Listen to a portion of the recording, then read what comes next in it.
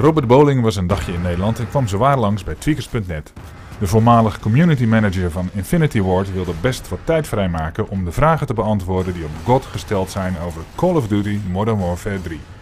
Zo vroeg Member Dynamics zich af of Infinity Ward nog wel genoeg creativiteit heeft om een nieuwe Call of Duty te maken. Well, you know, every game you make that decision. Every game you look at, okay, here's what we want to add. Here's the feature set we want. And now let's build up the engine. Let's keep doing. And then that decision that you make directly impacts how much work is going into the tech side. With Modern Warfare 3, our big focus was, okay, one of the big things in Modern Warfare 3 from a story standpoint is we're now going into the heart of these major, dense urban environments. That's going to require the size and scope and length of the levels that you're playing to be much bigger than we've ever done in a Call of Duty before. So that requires a lot of tech on the back end and upgrading the streaming, upgrading everything that we do that allows us to maintain that high fidelity in graphics, visuals, and audio, maintain that 60 frames per second frame rate, because that is key to the Call of Duty experience of being very fast-paced, very, very cinematic.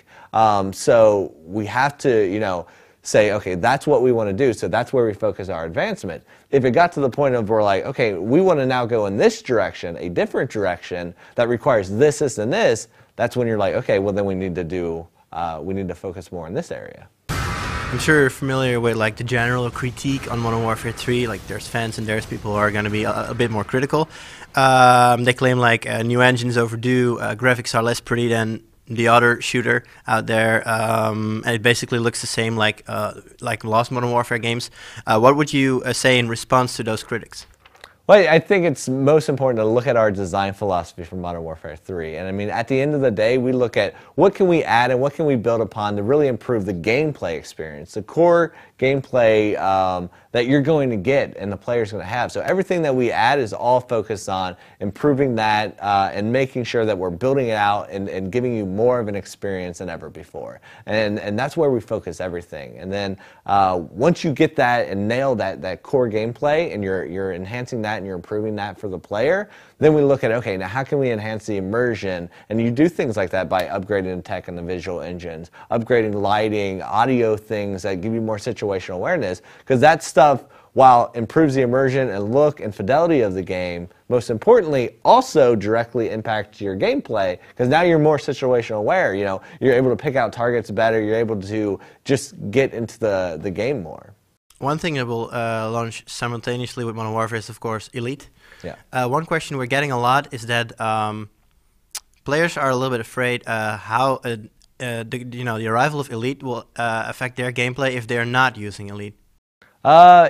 It will not hinder or affect their gameplay at all if they're not using Elite. Elite is a additional service outside the game that allows you to get more out of the game for free that everyone has options to if you want to. So, you know, it's detailed stat tracking, it's the ability to create groups of further customize like who you're playing with and you know, their information, and then other things like changing your create a class on the fly, you know, remotely, and you can push it to the game.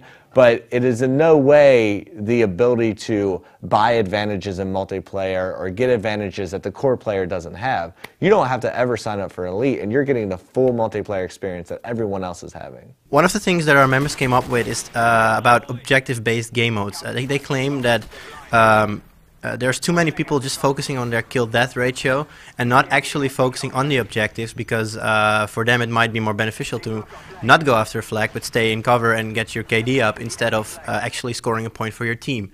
Is that something you're looking at and you would like to fix?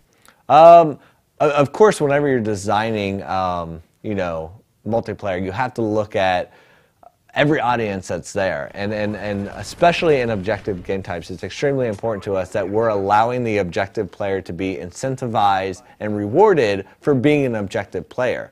You still need, to some degree, the people who are going out and getting kills, but first and foremost, you need to be giving them the tools and the ability to be a better objective player and make sure you're rewarding that more so in an objective game type than you are the guy who is trying to play TDM. So yes, that is definitely something that we're aware of and we're looking at when designing. I can't go into detail on multiplayer on specifics about how we're doing that, but it's definitely something we're aware of.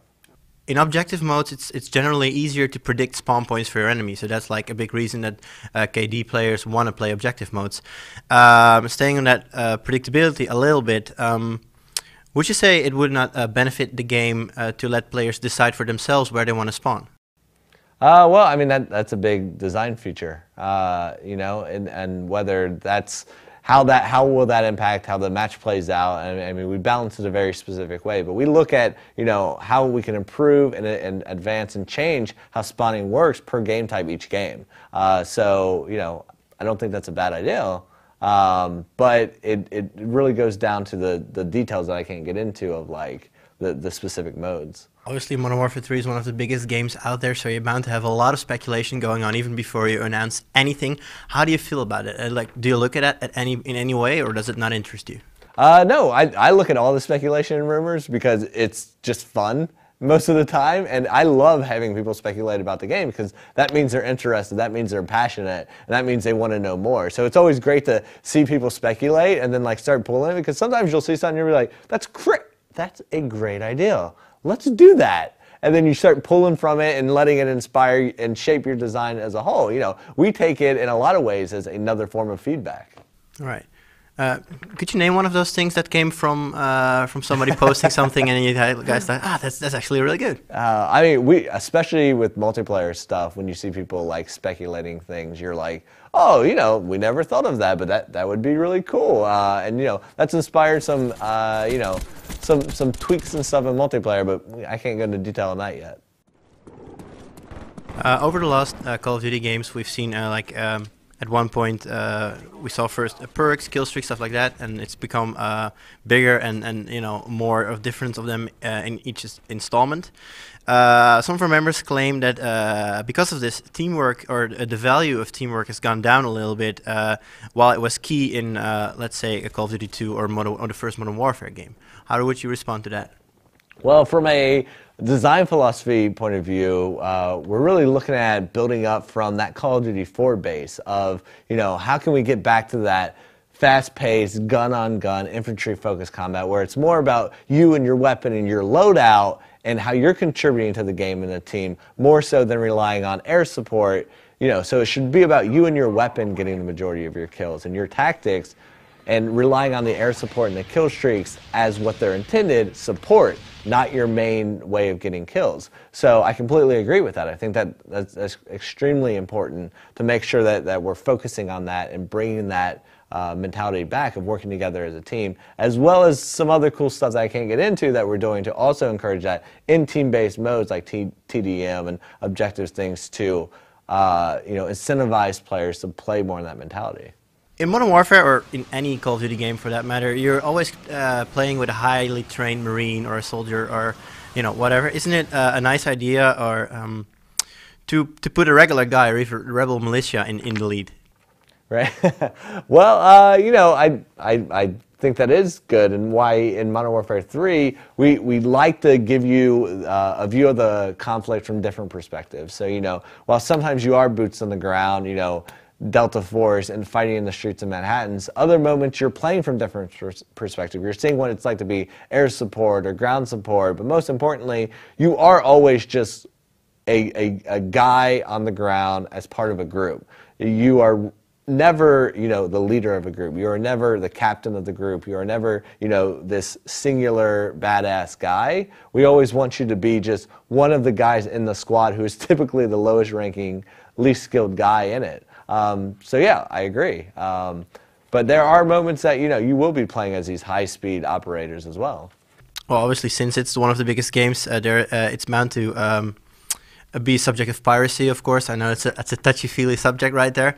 But if you look at other publishers, a lot of publishers right now are postponing PC versions until long after the console versions have shipped, in order to get like maximum sales and then release the risky PC version later. Is that something that you would do at any point in time?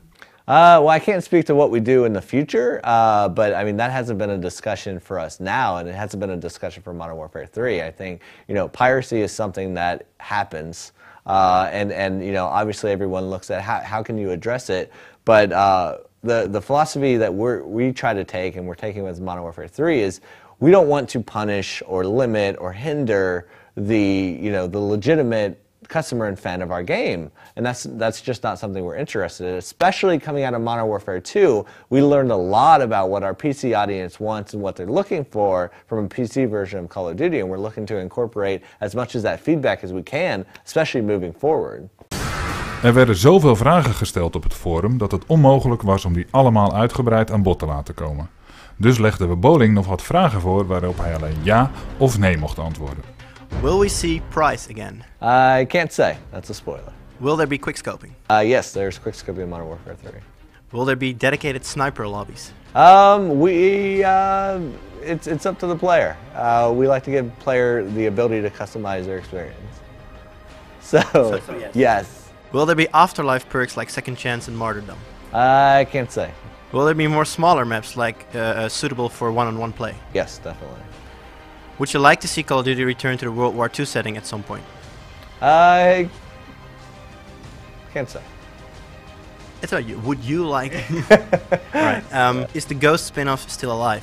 Never existed. Will Modern Warfare 3 recognize the player earlier stats from previous Modern Warfare games, and will it reward the player for that?